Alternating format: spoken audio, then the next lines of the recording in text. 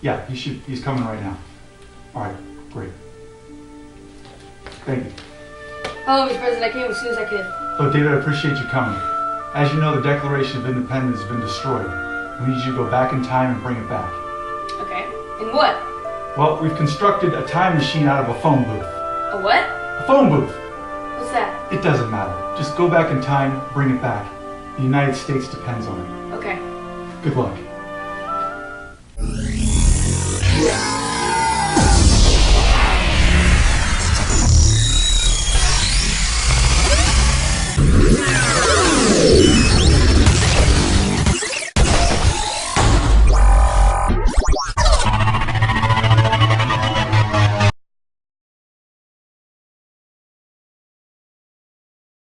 It becomes necessary for one people to... The resolution proposed by... Hello, Founding Fathers. My name is David Schmier, and I'm from the future. The Declaration of Independence has been destroyed, so I need a copy of it. So is there like a copy machine? There's probably no electricity. Ben Franklin, gotta work on that. Can somebody copy it down while I read it? John Hancock.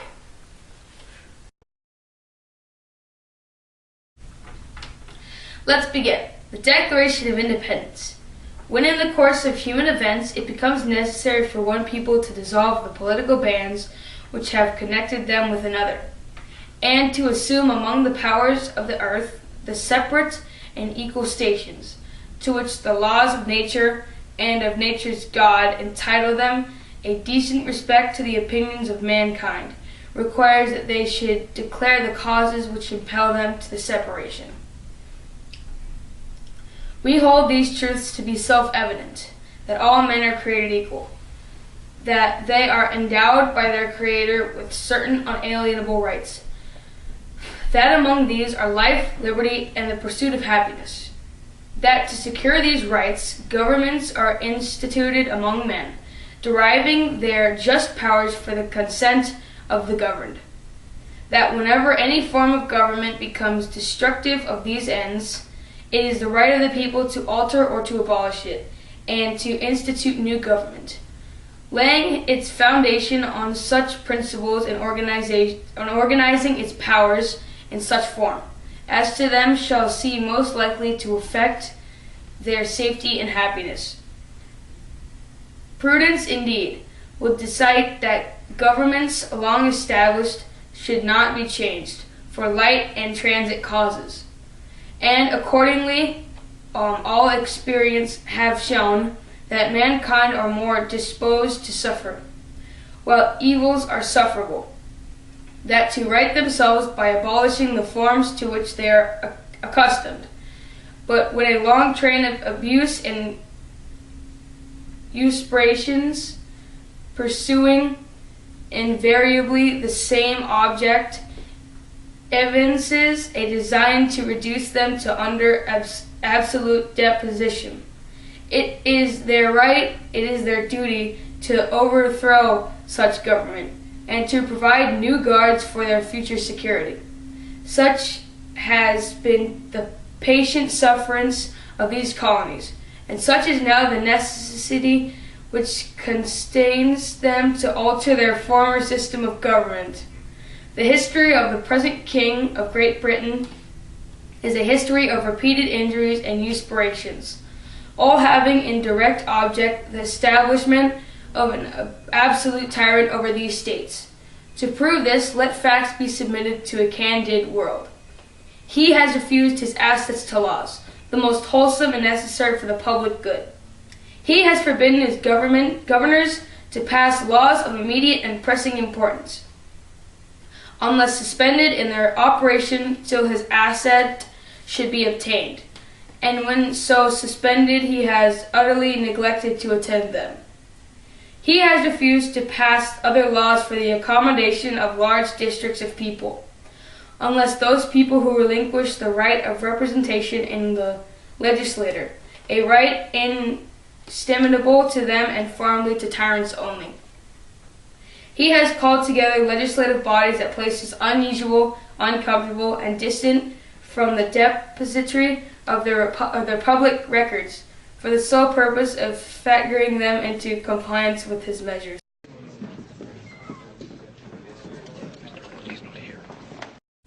He has dissolved representative houses repeatedly for opposing with manly firmness his invasions on the rights of people. He has refused for a long time after such dissolutions to cause others to be elected, whereby the legislative powers incapable of annihilation have returned to the people at large for their exercises, the state remaining in the meantime exposed to all the dangers of invasion without and concussive within. He has endeavored to prevent the population of these states for the purpose of obstructing the laws for naturalization of foreigners, refusing to pass others to encourage their migrations hither, and raising the conditions of new appropriations of lands. He has obstructed the administration of justice by refusing his access to laws for establishing judiciary powers. He has made judges dependent on his will alone for the retention of their offices and the amount of and payment of their salaries. He has erected a multitude of new offices and sent hither swarms of officers to harass our people and eat out their substance. He has kept among us, in times of peace, standing armies without the consent of our legislator. He has effected to render the military independent of and superior to the civil power. He has combined with others to subject us to a jurisdiction foreign to our Constitution and unacknowledged by our laws, giving his assent to their acts of pretended legislation, for quantitating large bodies of armed troops among us, for protecting them by a mock trial, for punishment for any murders which they should commit in the inhabitants of these states, for cutting off our trade with all parts of the world, for imposing taxes on us without our consent, for deriving us in many cases of the benefits of trial by jury, for transporting us behind seas to be tried for pretended offenses.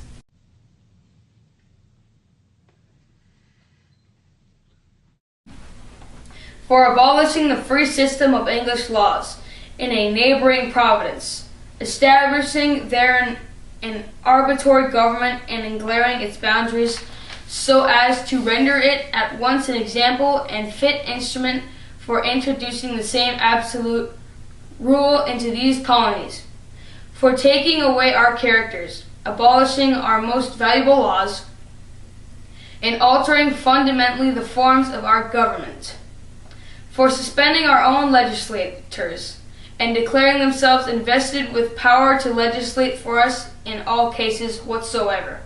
He has abdicated government here by declaring us out of his provident protection and waging war against us.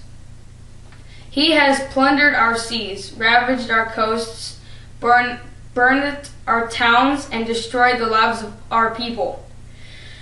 He is at his time transporting large armies of foreign mercenaries to complete the works of death. Desolation and tyranny, already begun with circumstances of cruelty and perfidy, scarcely paralleled in the most barbarous ages, and totally unworthy of the head of civilized nation. He has constrained our fellow citizens taken captive on the high seas to bear arms against their country, to become the executioners of their friends and brethren, or to fall themselves by their hands. He has excited domestic insurrections among us, and has endeavored to bring on the inhabitants of our foreigners, the merciless Indian savages, whose known rule of warfare is an undistinguished destruction of all ages, sexes, and conditions.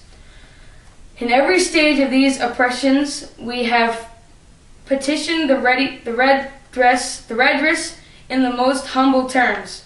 Our repeated petitions have been answered only by repeated injury. A prince whose character is thus marked by every act which may define a tyrant, is unfit to be the ruler of a free people, nor have we been wanting it in attentions to our British brethren.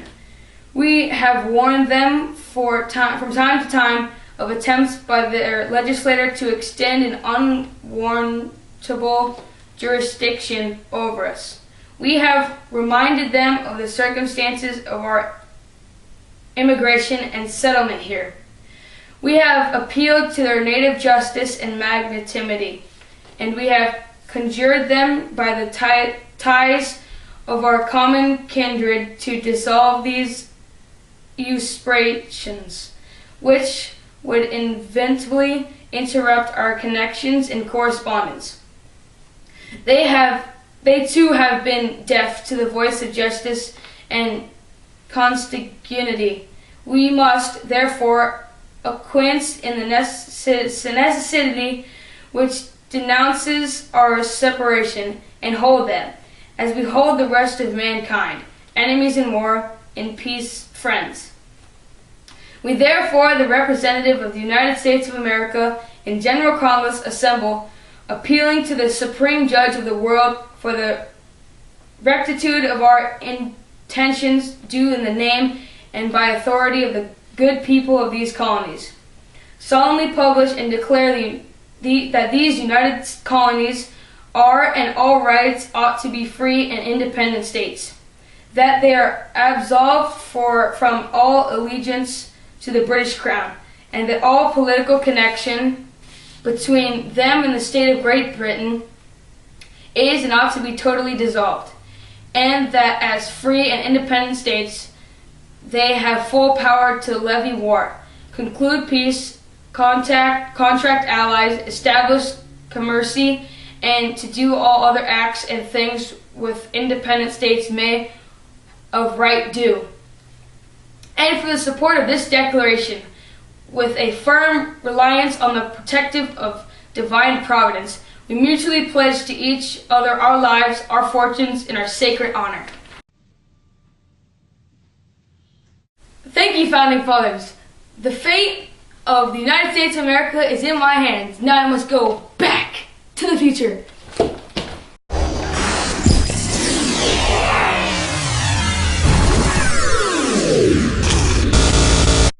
I'm back, Mr. President. I got the Declaration of Independence. Fantastic. Thank you, David. You've done a great service to the United States of America. You're a great patriot. Yeah!